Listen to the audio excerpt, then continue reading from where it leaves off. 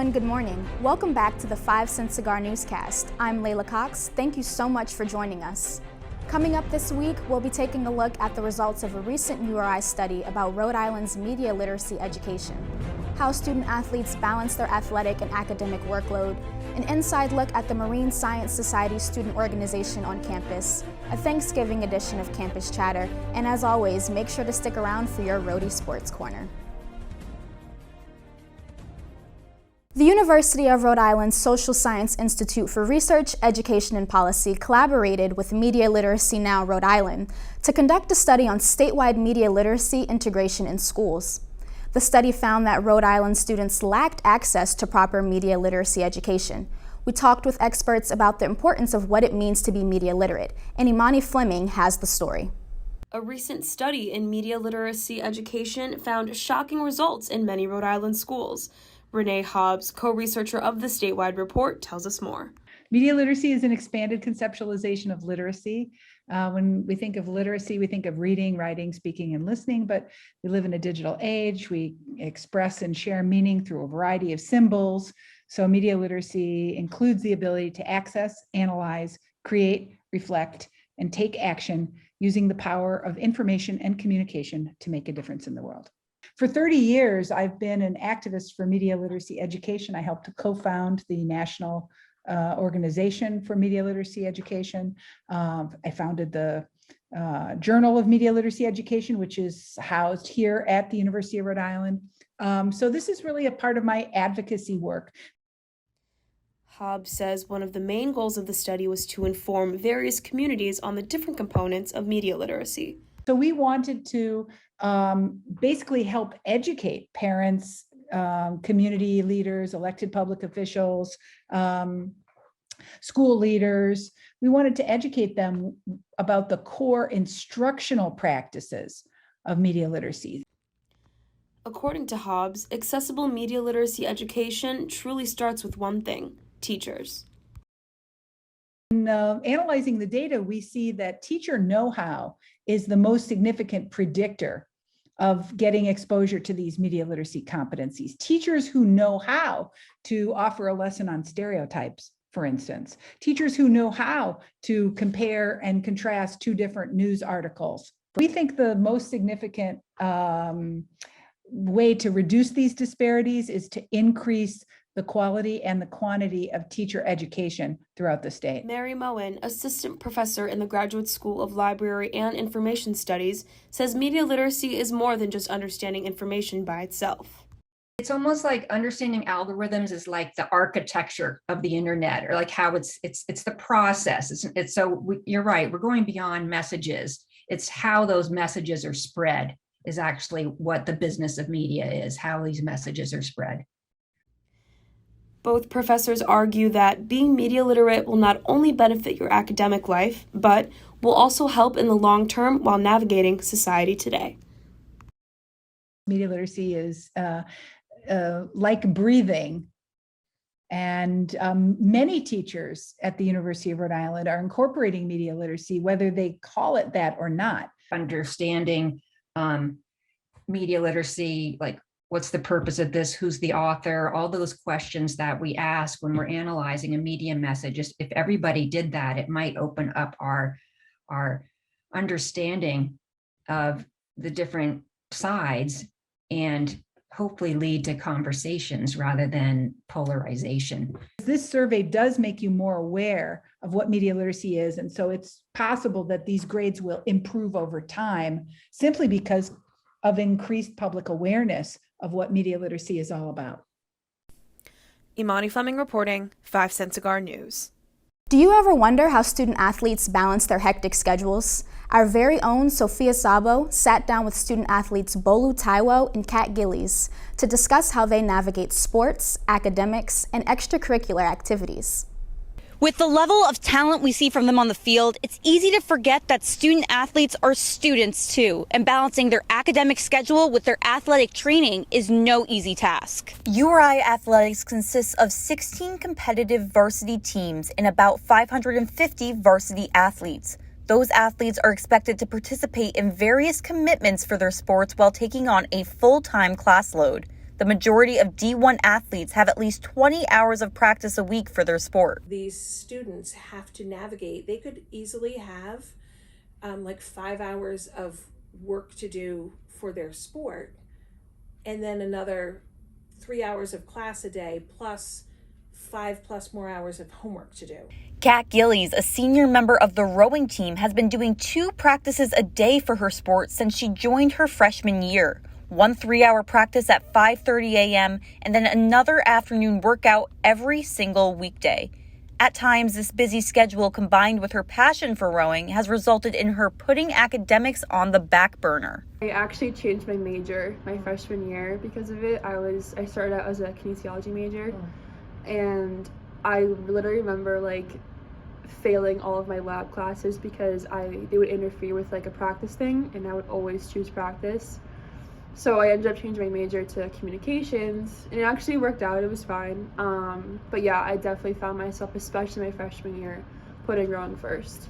According to Gibbons, student athletes are required to maintain a 2.0 GPA and have a certain percentage of their classes count towards their major. We have about between 15 and 20 tutors just for student athletes because of their schedule being so crazy. They pretty much have 2 full-time jobs. Bolu Taiwo is a member of the track team and a cellular molecular biology major who has become an expert in time management through her rigorous academic and athletic schedule. Okay, so just trying to bite at the chunks, but prioritizing what's most important now. And how do I feel? Sometimes I want to do things and I'm yeah, I cannot do this. I don't have the energy. I'm so unmotivated.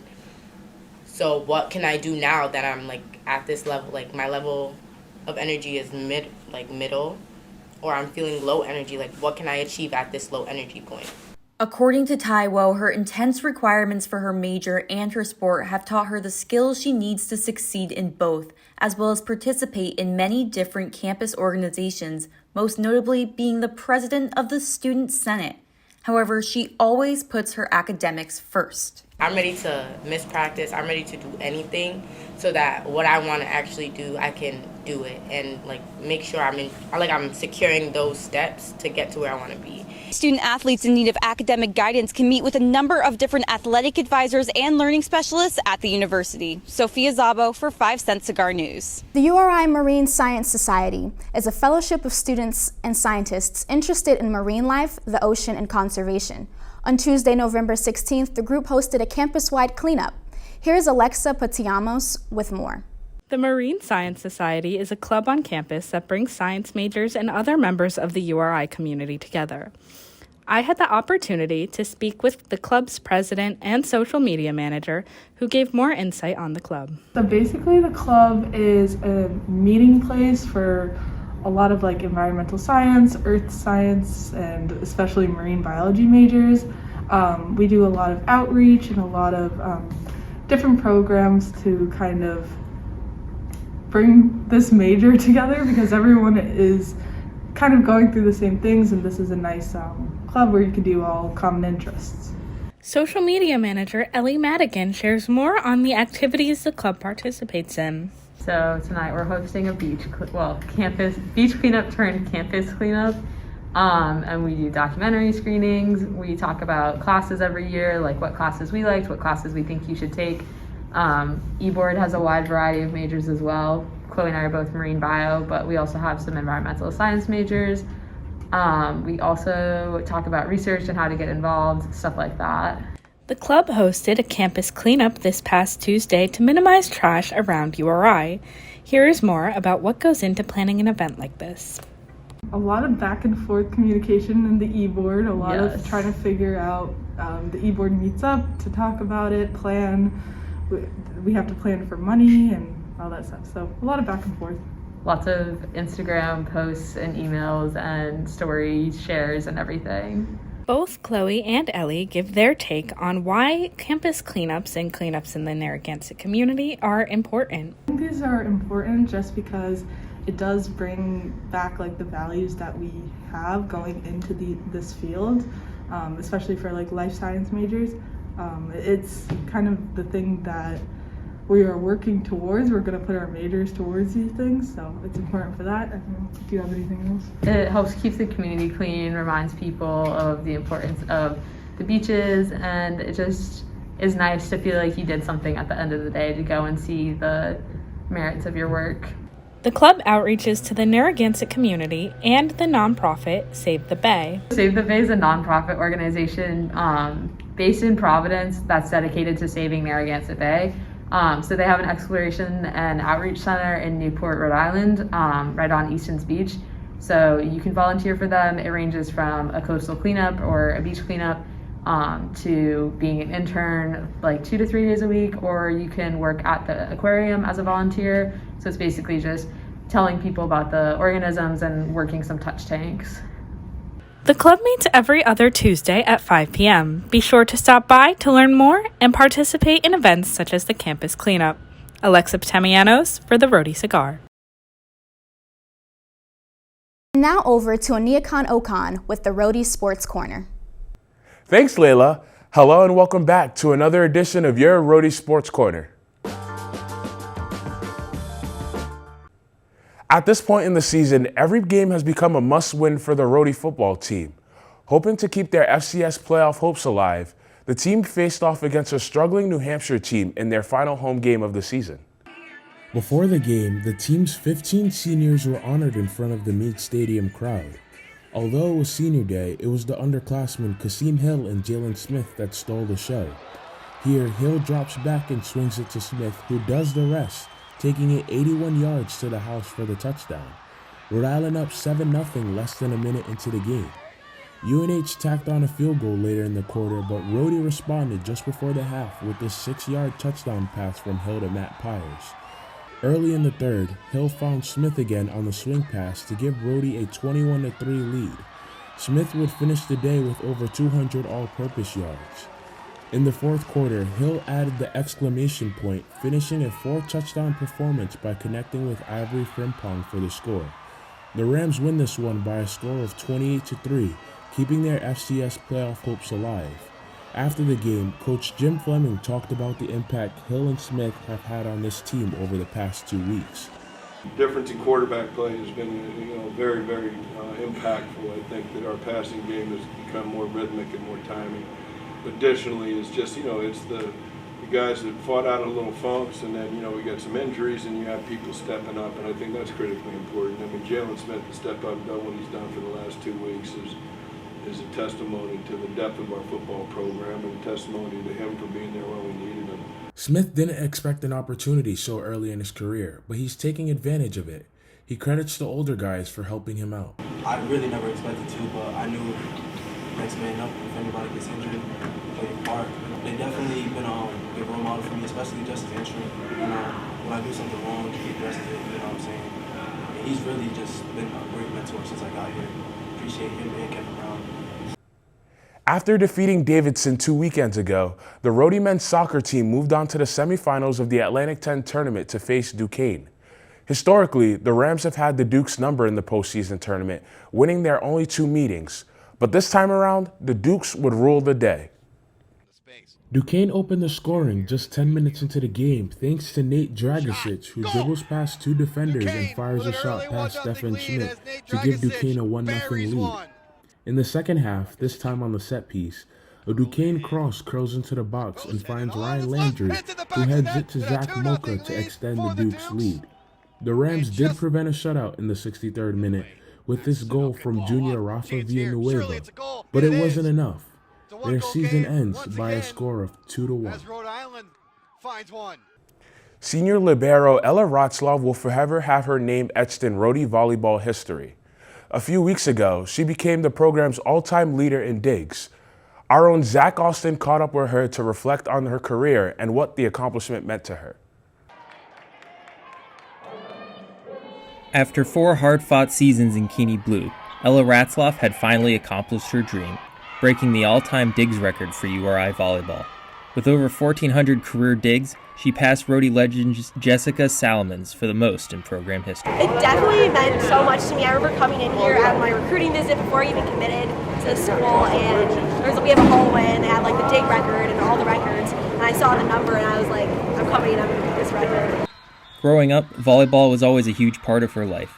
Her mother, Brenda, had played at the collegiate level during her time at the University of Wisconsin. Ratzlaff had also played for 6 years for the Northern Lights Club volleyball team before graduating from Minnesota's East Ridge High School in 2018. Yeah, my mom has been coaching forever, so like as a little toddler, she'd bring me into the gym with her, and I'd just like pepper with my parents and just like toss balls at me. They played probably the biggest part in volleyball for me and just getting me started and how I love the game so much. While Ratzlaff may not have faced too much uncertainty in her days prior to playing at Keeney Gym, her true test didn't rise till after her playing career in Kingston had begun. Until her sophomore year at URI, Ratzlaff did not play the libero position full-time, costing her the opportunity to record many digs. The very next year, COVID-19 ravaged the sports world, leading to a condensed 2020-21 junior season. Despite all of this, she kept her eyes on the prize. Yeah, I honestly had no idea with the whole COVID thing, and then this year, like coaching, switching, and everything, I didn't really know like what it was going to be like this year. I'm just so happy it turned out like this. And it was questionable for a while, like, oh, are we playing, are we not playing? And yeah, I think everything worked out for her. The program was further shaken up prior to the start of her senior season, as Rhode Island promoted Angela Agu to the position of head coach. Even in her first year at the helm, Agu knew that Ratzlaff was a very special player. Elma's a player that brings a winning mentality. She knew the second she came on campus. This is a story I knew about her. The moment she stepped on campus as a recruit, she saw the number and was like, I'm going to beat this record. I'm going to beat this record. So in that way, she's determined. To this team, she brings a lot of stability. She's driven, and she's a goalkeeper. With a new regime in place, Ratzlaff thrived, pushing herself past the final hump to forever etch her name in URI history. I'm so honored. This is by far, I told Angel, my favorite year here. Angel's been seriously the best. Like, every day I'm excited to go to practice. The team just is so close, and we all support each other so much. While Ratzlaff does not yet know where her life will take her after volleyball, her head coach has one piece of advice for the star libero who has always taken life in stride. Keep playing like Ella. That's it. Keep being you, keep reading the game, keep balling. Zach Austin, 5 Cent Cigar Sports. And now, let's take a look at the rest of your scores around Kingston. Volleyball finished their regular season this past weekend, splitting matchups against Fordham. And congratulations to Emmy Renat and Jalen Smith for earning conference awards this week. And that's it for this week's Rhody Sports Corner. Back to you. It's almost time for the season of giving, and with the Thanksgiving holiday only 1 week away, we're asking you, our students, what it is they're thankful for. Here's Erin Brown with our Thanksgiving edition of Campus Chatter. Hi, welcome back to the Good 5 Cent Cigar Newscast, Campus Chatter. I'm your host, Erin Brown. Today we're going to be asking people what are they thankful for since Thanksgiving is next week. I hope today makes you think, what are you thankful for? Hey, I'm Erin, and what's your name? My name's David. So next week is Thanksgiving, so we're asking people, what are you thankful for this year? I would definitely have to say my parents, you know. Just the fact that they were born here, and just knowing, like, fully realizing like what they had to go to even come here and give me the opportunity, you know. Because like earlier today, I was like realizing as I was walking down campus, just seeing everybody here, and I was like wow, like my parents probably never even dreamed of something like this happening, and just the fact that I'm here experiencing that, it's just like I feel like I can never be too thankful for that, you know. That's a really, really good one. Thank you. Hi, I'm Erin, and what are your guys' names? Fatu. I'm Love. Love those names. So next week is Thanksgiving, so we're asking people, what are you thankful for? I am thankful for the break that we're about to get because this academic semester has been something else. I'm also thankful for my family and friends. Yeah, I'm thankful for my family and friends also. I appreciate their support so much. That's great. Thank you. This is the president of URI. What are you thankful for this year? Well, I'm certainly thankful for the Cigar, which is my favorite newspaper, but I also am really thankful for the URI community. I love our students, faculty, and staff, and I just feel enthused every day when I get up with all the good things that are going on. So So it's for the people of URI.